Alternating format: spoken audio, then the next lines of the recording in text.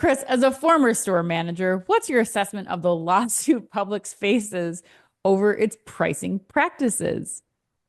Wow. Well, I kind of used this expression already once in this podcast, but I'm going to go back to the well end. There's a lot of meat on this bone, figurative and literally.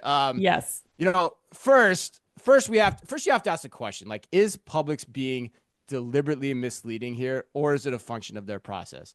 Yeah. My hope is that it's definitely the latter, because if it's not, if it's the former, like, whoa, look out, Ed. Yeah. We've got a big story here. But I think you have to assume there's a gap in the process. There's some gap in the process of tagging meat and other fresh goods on markdown. My hunch is whoever was tagging it, like, just reprinted the sticker from the previous one he or she tagged and slapped it on this pork tenderloin, this aforementioned pork tenderloin, which is a fun phrase to say.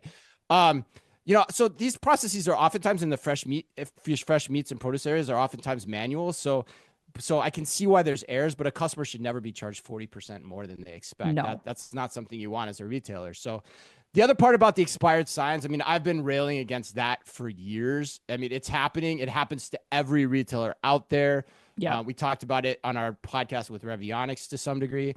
And it's one of the reasons I like electronic shelf labels, because in theory, they should always update to the most current price. So you never have an old, outdated promo sign on a product that they're not getting credit for at the register. But with that said, electronic shelf labels don't solve the problem that's discussed here with fresh meat. That's likely still a process problem, pure and simple.